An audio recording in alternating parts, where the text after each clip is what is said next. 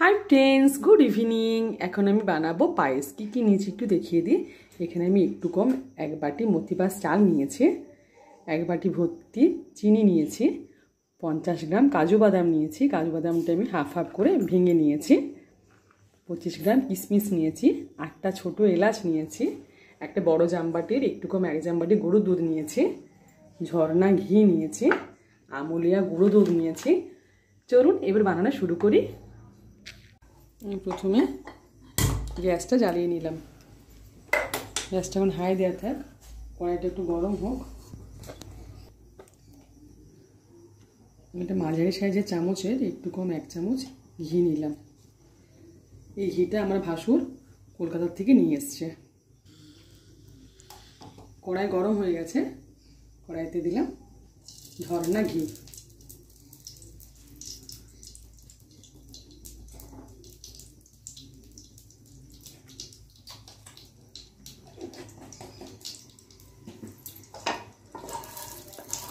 ঘিটা একটু ভালো করে পুরো কড়াইতে নিয়ে নিলাম।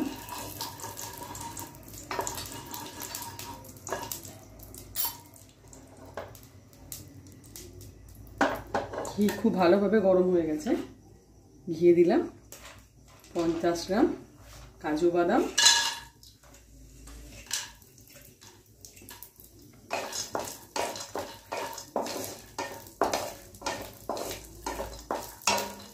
আর 25 গ্রাম কিশমিশ।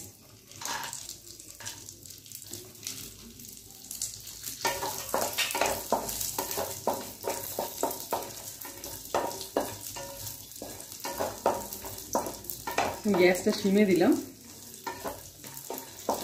আস্তে আস্তে ভাজা হোক, ততক্ষণ চালটা ধুয়ে নিই।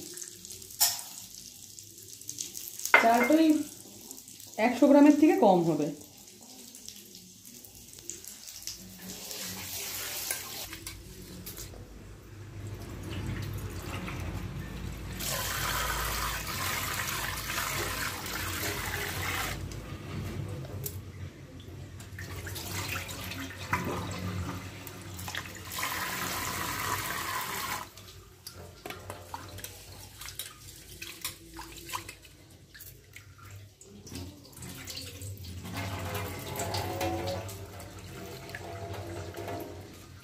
চালটা খুব ভালো করে ধুয়ে নিয়েছি, ধুয়ে জলটাও যতটা পেরেছি ঝরিয়ে নিয়েছি। কাজু কিশমিশটা খুব ভালোভাবে ভাজা হয়ে গেছে।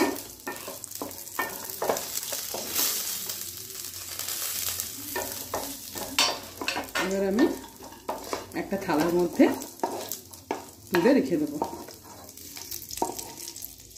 অনেকটা ঘি আছে কড়াইতে,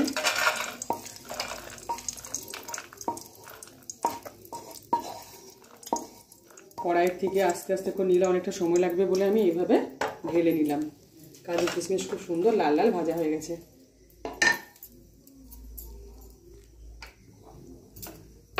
এবার ওই ঘিয়ের মধ্যে চালটা দিয়ে দিলাম।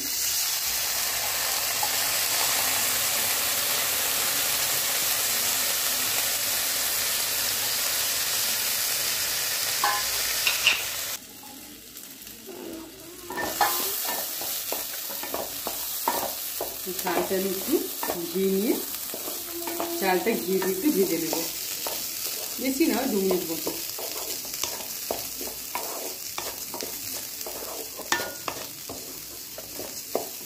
আপনাদের জানেন ঘিয়ের খুব সুন্দর একটা গন্ধ বেরোয়। সেদিন অনুর সাথে কথা হচ্ছিলাম, আমার মেজো একটু ছোট মেয়ের সাথে। আমি গত বছর আপনাদের সঙ্গে শেয়ার করেছিলাম আমার মেজো জেঠিমার বানানো ঘি দিয়ে আমি অনেক কিছু খাবার বানিয়েছিলাম, গাজরের হালুয়া, ফ্রাইড রাইস, পায়েস।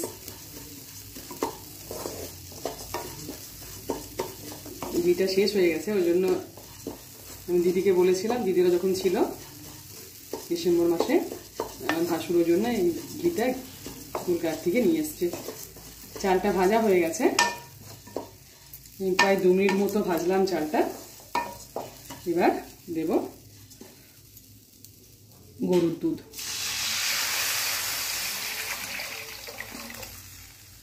দুধটা কিভাবে সর পড়েছে দেখুন, দুধটা কিভাবে সর পড়েছে দেখুন। আমি সেই জাল দিয়ে দিয়ে মানে গরম করে করে রেখেছিলাম, 2-3 দিন ধরে জমিয়ে জমিয়ে ফ্রিজে রেখেছিলাম। ওই ধাতকায় স্বপনদার কাছে দুধ নিই না, পনির দুধ, স্বপনদারই গরুর দুধ, স্বপনদার ধাতকাতে বাড়ি, আপনাদেরকে বলেছিলাম তো দুধ আর পনির দেয়। ওই দুধটাই সে জাল দিয়ে দিয়ে একটু বেশি করে শর্ট জমিয়ে জমিয়ে রেখেছিলাম।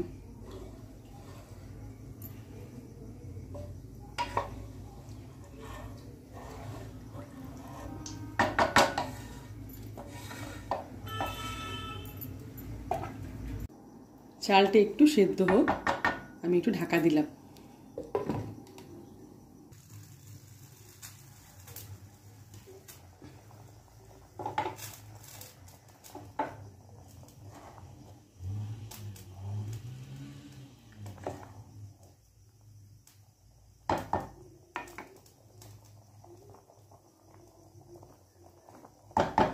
চালটা সেদ্ধ হতে একটু টাইম লাগবে, সিমে দিয়ে দিয়ে করতে হবে আস্তে আস্তে।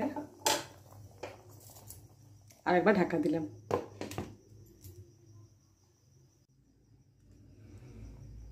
আমি এর আগেও একবার ঢাকা খুলে দেখলাম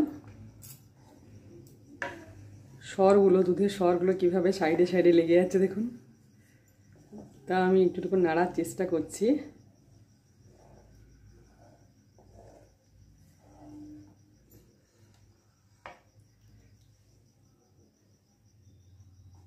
চালটা অনেকটা সেদ্ধ হয়ে গেছে, আরও হবে।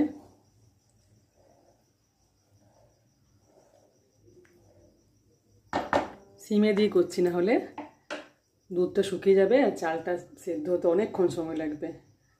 আরও একবার ঢাকা দিলাম।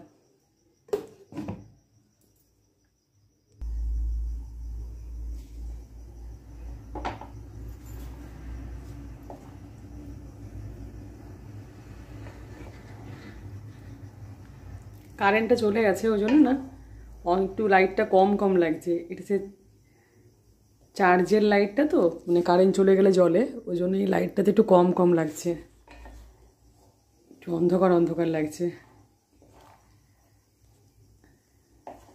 চলে আসবে এক্ষুনি। কাজু কিশমিশের টুকরোগুলো কালো কালো দেখতে কত বাজে লাগছে, এক একটা টুকরো একটু রয়ে থেকে গেছে। ওই ওই ওই ঘি ওই কড়াইটাতে করলাম তো, কাজু কিশমিশের টুকরোগুলো একটু থেকে গেছে ভাজাগুলো। সাদাটার সাথে একটু একটু কালো কালো কীরকম দেখতে লাগছে না? ওই একটা ঘিয়ের কড়ার মধ্যে চালটা ভেজে দুধটা ঢাললাম তো,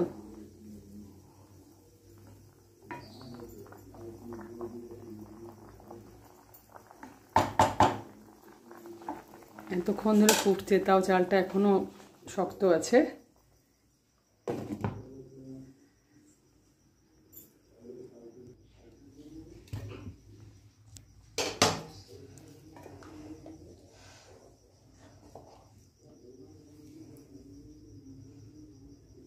অনেকটাই সেদ্ধ হয়ে গেছে।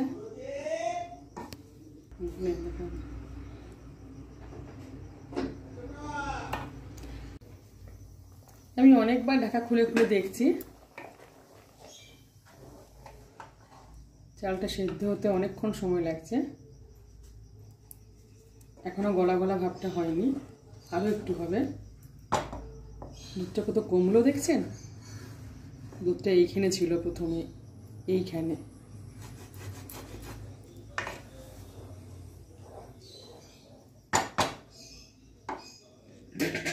আরও একটু ঢাকা দিলাম। আর আমি এই সাইডে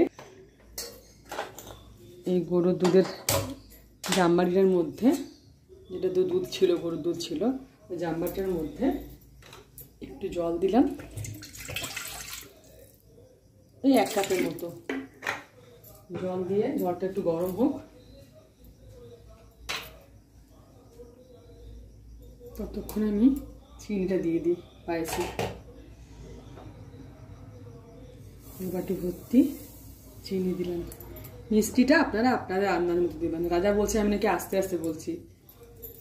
এদিকে গুঁড়ো দুধের জলটা গরম হচ্ছে, আর এখানে আমি 1 বাটি ভর্তি চিনি দিলাম। মিষ্টিটা আপনারা আপনাদের আন্দাজ মতো দেবেন, যে যেমন মিষ্টি খাবেন কম বেশি সেরকম দেবেন। চিনিটা দিলে দেখবেন আর একটু পাতলা হবে। আর একটু ঢাকা দিলাম। জলটা গরম হয়ে গেছে। জলে আমি যে বাটিটা চিনি আর চাল নিয়েছিলাম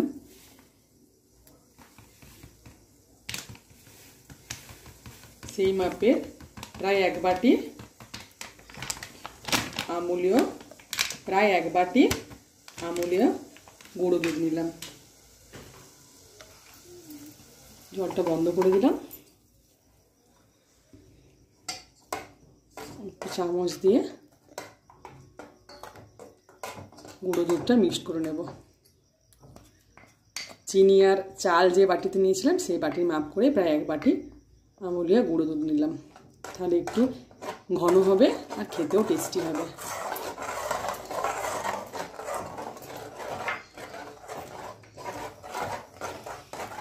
ভালো মেল্ট হয়ে গেছে।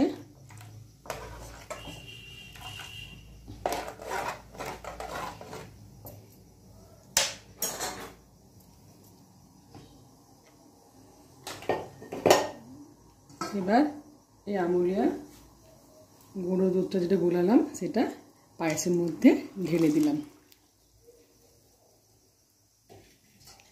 আর এই যে আমি 8টা ছোট এলাচ নিয়েছি, এই এলাচগুলো এইভাবে হাত দিয়ে ছিঁড়ে বীজটা বার করে নেব। এই যে এইভাবে।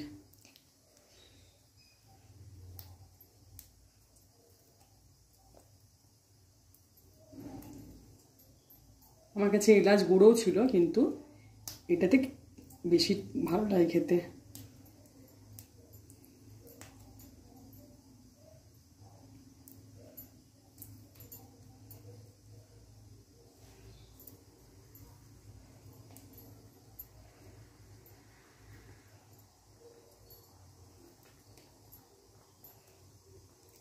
একটা এলাচ এইভাবে ছিঁড়ে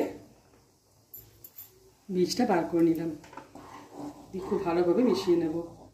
চিনি, গুঁড়ো দুধ, এলাচ খুব ভালোভাবে মিশিয়ে নেব।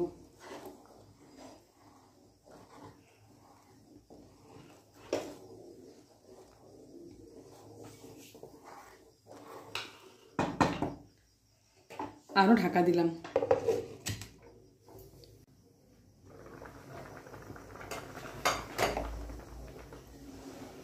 সুন্দর একটা গন্ধ বেরিয়েছে।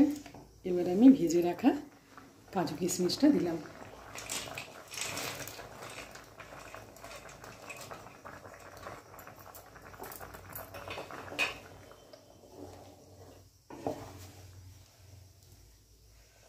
চাল খুব সুন্দর সেদ্ধ হয়ে গেছে।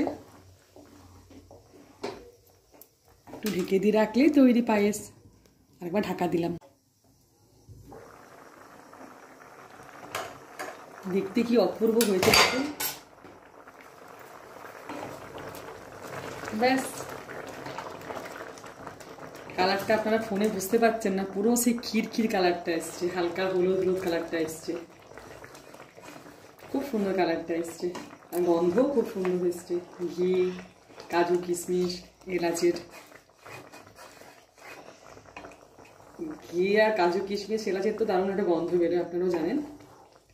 ব্যাস রেডি। আমি গ্যাস বন্ধ করে দিলাম।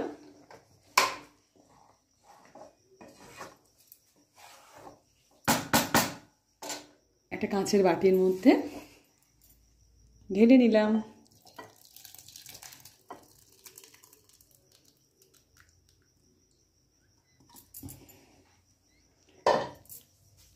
রেডি আমার চালের পায়েস। আপনারা তো দেখলেন, প্রথম থেকে শেষ অবধি সমস্ত কিছু আপনাদের সঙ্গে শেয়ার করার চেষ্টা করলাম। আপনারা প্লিজ বানাবেন। শীতকালের দিনে পায়েস খেতে খুব ভালো লাগে, অপূর্ব লাগে। রুটি দিয়ে, লুচি, পরোটা সমস্ত কিছুর সাথে খুব ভালো লাগে। এমনি খালি মুখ খেতেও খুব সুন্দর লাগে সন্ধ্যেবেলায় বা সকালবেলায়। আপনারা প্লিজ বানাবেন। আর যারা আমার রান্না দেখেন প্লিজ সাবস্ক্রাইব করবেন, লাইক কমেন্ট করবেন। Thank you.